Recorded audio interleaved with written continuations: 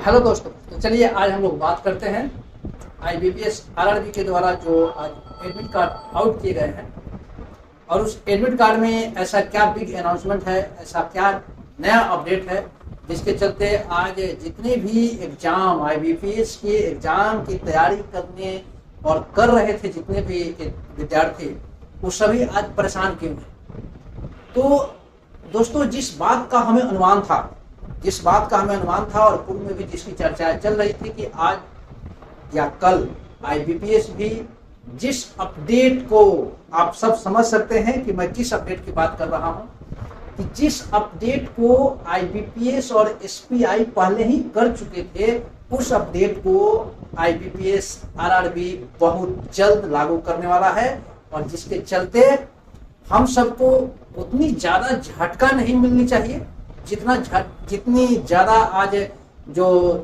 हम देख रहे हैं कि चारों तरफ इसी की चर्चा ही हो रही है। बिग अपडेट कुछ अपडेट नहीं। यह पहले से पूर्व में निर्धारित की हुई चीजों का पूर्व में क्या बोलते हैं उसको, अगर हम बोला जाए कि पूर्व में उसके बारे में जानकारी दी गई थी, भले लागू नहीं किया गया था लेकिन बता दिया गया था कि कुछ न कुछ आईबीपीएस इस बार अपडेट करेगा। दोस्तों बात करते हैं उस अपडेट की। तो अपडेट क्या है? अपडेट ये है कि हम लोग पहले से भी जानते हैं कि आईबीपीएस जो आरआरबी क्लर्क का जो एग्जाम होता है वह दो पैटर्न में होता है, एक क्लर्क का, दूसरा अफसर का। अफसर रैंक और क्लर्क में कोई भी डिफरेंस नहीं है, सिर्फ उनकी वेराइटी ऑफ क्वेश्चंस की डिफरेंस हो जाती है। लेकिन अगर एग्जाम पैटर्न की बात करें तो उसके भी प्री में 80 नंबर्स के क्वेश्चन पूछे जाते हैं और आईबीपीएस ऑफिसर रैंक क्लर्क में भी ऑफिसर रैंक में भी 80 नंबर के क्वेश्चन पूछे जाते हैं। उसके भी सेक्शनल में क्वांटिटेटिव एप्टीट्यूड में 40 नंबर के क्वेश्चन होते हैं और रीजनिंग में भी 40 नंबर के क्वेश्चन होते हैं। फिर आखिर चेंजेस कहाँ पे हुई? चेंजेस हुई दोस्तों, आप लोग देख सकते हैं बोर्ड पर, जैसे हमने लिखा है बिग अपडेट। और चेंजेस सिर्फ आईबीपीएस आरआरबी क्लर्क एग्जाम यह हुआ है कि सेक्शनल टाइमिंग में।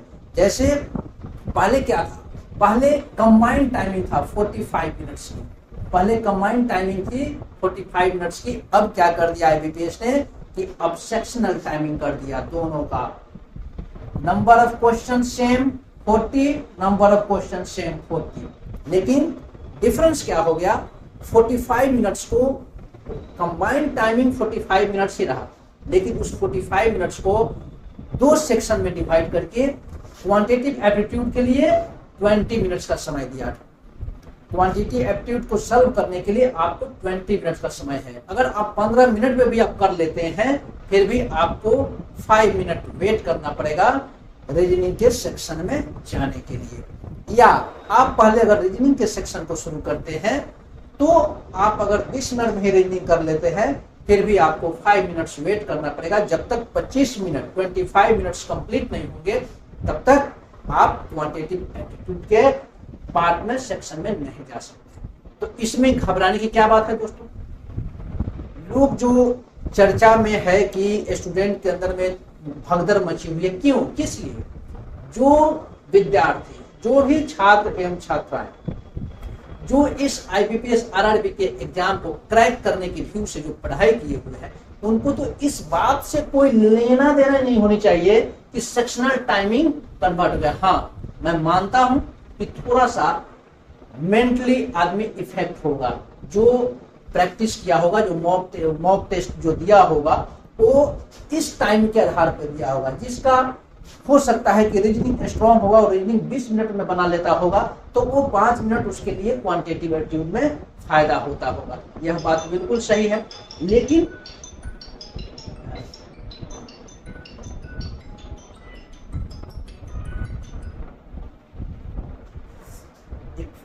लेकिन थोड़ी सी जो अपडेट है तो यह ऐसा नहीं है कि यह किसी एक पार्टिकुलर विद्यार्थी के लिए है, यह सभी के लिए अपडेट। तो उसका फायदा मिलेगा तो आपको भी मिलेगा, उसका नुकसान हो सकता है कि आपका रीजनिंग स्ट्रॉन्ग हुआ, हो सकता है किसी स्टूडेंट का मैथ स्ट्रॉन्ग हुआ, वो 10 मिनट में मैथ बना ले 40 क्वेश्चन, तो फिर उसको 10 मिनट तो वेट करना होगा ना।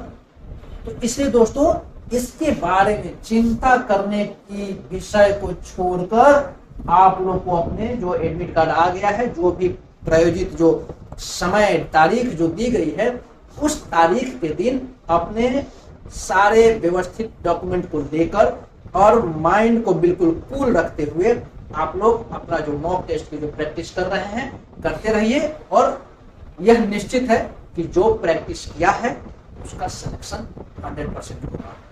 जो इस चीज के फेर में जो अभी भी अगर पढ़ना चाहता है उसको उसका कोई बेड़ा पार नहीं कर सकता है। इसलिए इस कोई विषय नहीं है, यह कोई चर्चा का विषय नहीं। अब बात करते हैं दोस्तों कि आईबीपीएस आरआरबी के जो अब चूंकि समय बहुत कम बचा है, तो समय कम बचा है तो अभी ऐसा कोई जादू की छड़ी नहीं है जो कि आपको 10 दिन में 15 दिन में कोई ऐसा एक कर दिया जाए जिससे कि आपको सब कुछ समझ में आ जाए। यह उसी को समझ में आएगा जो स्प्लिंट कौन मारता है। स्प्लिंट जो जिसको रनिंग, जिसको प्रैक्टिस ज्यादा है, जो प्रैक्टिस ज्यादा किया हुआ है, वो एंड समय में वो अपनी स्पीड को थोड़ा बढ़ा सकता है, थोड़ा उस स्पीड को क्या कर सकता है, बढ़ा सकता है। लेकिन जिसने अगर प्रैक्टिस नहीं किया है और वो लास्ट मोमेंट में अगर चाहता है कि मैं अपनी स्पीड को बढ़ाऊं, तो उसके चाहने मात्र से उसकी स्पीड नहीं बढ़ सकती है। अगर वो ज्यादा स्पीड बढ़ाने की कोशिश करेगा, जो वह जानता है वो भी भूल जाएगा। तो दोस्तों सबसे बड़ी बात है कि आईबीपीएस आरआरबी के जो प्री एग्जाम, हम मेंस की बात नहीं करते हैं, मेंस अब तब न कोई देगा जब उसका प्री क्लियर होगा। तो आज हम लोग बात करते हैं प्री का। प्री में 2 सेक्शन, क्वांटिटेटिव एप्टीट्यूड और रीजनिंग, जिसमें 40-40 नंबर के क्वेश्चन पूछे जाएंगे। अब 40 क्वेश्चन में यह जरूरी नहीं है कि 40 के 40 क्वेश्चन हम बना ही दें। अगर 40 में 40 क्वेश्चन बनाते हैं और हमारा 30 ही सही होता है और 10 क्वेश्चन गलत हो जाता है, इसका मतलब कि हमारा 2.5 नंबर हम और माइनस में चले गए। मतलब कि हम बनाए 30 नंबर का, लेकिन हमको आया कितना, 27.5 नंबर आया। अब सोचिए कि अगर आप 0.5 मार्क्स से आप सेक्शनल फेल हो जाते हैं, तो वो 40 में 40 बनाने से तो बेहतर है कि मैं 30 में 30 बनाऊं। तो इस चीज पे ध्यान रखना होगा कि आपको बैंक की एग्जाम देने में आपको किस बातों का ध्यान रखना है। उसमें सबसे बड़ी चीज है आपकी एक्यूरेसी। एक्यूरेसी आपका बिल्कुल तुक्का नहीं मारना है। तुक्का नाम का चीज को अपने दिमाग में रखना ही नहीं है कि चलो लास्ट मोमेंट होगा, 2 मिनट बचा हुआ है, 7 क्वेश्चन बच गया है, उसको तुक्का मार दे। नहीं, अगर आप नहीं बना आपसे तो आप ऐसे भी फेल हैं। लेकिन अगर आप तुक्का मार दिए तो हो सकता है कि आप पास भी हो सकते हैं, लेकिन तुक्का मार दिए तो आपके फेल होने के चांसेस ज्यादा हो जाती है, खासकर बैंक के एग्जाम में। क्योंकि यहाँ पे 0.25, 0.5 ऐसे मार्क्स से जब फेल होता है आदमी तो सोचता है कि मैं तुक्का क्यों मारा।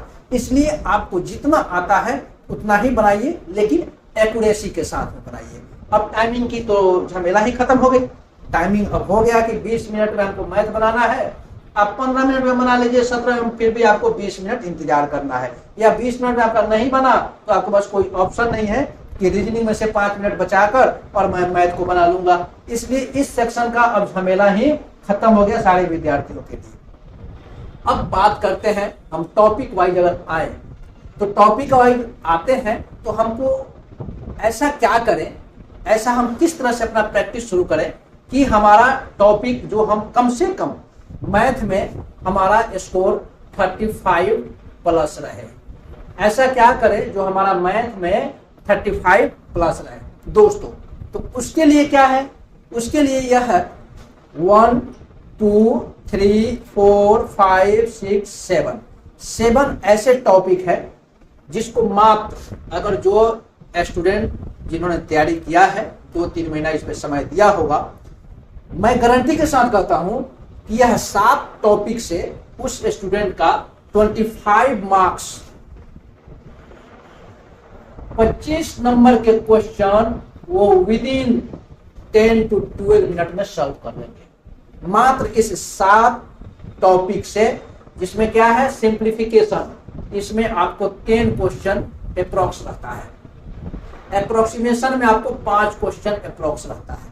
Number series, wrong number series दोनों मिला के 5 क्वेश्चन रहता है। क्वाड्रेटिक इक्वेशन 5 क्वेश्चन रहता है। डीआई, टेबुलर बार, बार ग्राफ, ये दोनों मिला के 10 क्वेश्चन रहता है। और अर्थमेटिक से लगभग 10 क्वेश्चन रहता है। अब जोड़ा जाएगा तब तो इसकी संख्या ज्यादा हो जाएगी, 10, 10, 20, 10, 30, 10, 40, 5, 45। लेकिन ये 7 जो टॉपिक है, इसमें कहने का मतलब है कि अगर रॉन्ग नंबर सीरीज या नंबर सीरीज देता है तो क्वाड्रेटिक इक्वेशन नहीं देगा। अगर क्वाड्रेटिक इक्वेशन 5 नंबर का देता है तो डीआई में सिर्फ ओनली 5 नंबर का मिलेगा, टेबुलर आएगा या बार ग्राफ आएगा। अगर डीआई, टेबुलर और बार ग्राफ 5-5 नंबर का 10 मार्क्स का आता है तो क्वाड्रेटिक इक्वेशन नहीं आएगा। तो कुल मिलाकर इन 7 चैप्टर में से आपको कुछ ना कुछ मिलता हुआ आएगा। तो हम क्यों ना पूरे 7 के 7 चैप्टर को रेडी कर लें, ताकि किसी भी चैप्टर से पूछे, किसी भी टॉपिक से पूछे, मैं अपने क्वेश्चन को बस देखूं और टिक करूं और आगे बढ़ूं। तो यह मेरी गारंटी है कि 40 में 25 मार्क्स का क्वेश्चन इस 7 टॉपिक से आप प्राप्त कर सकते हैं, और मात्र 7 डेज, मात्र कितना दिन में, 7 डेज में।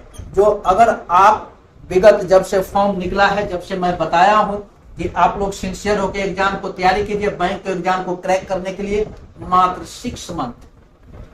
6 मंथ इनफ टाइम है। आईबीपीएस आरआरबी के क्लर्क का एग्जाम या आईबीपीएस क्लर्क का एग्जाम या स्टेट बैंक एसबीआई के क्लर्क का एग्जाम, यह लिखित है कि मात्र 6 मंथ की तैयारी में आप उसके एग्जाम को क्रैक कर सकते हैं। लेकिन वो 6 मंथ आपका रात दिन एक होना चाहिए।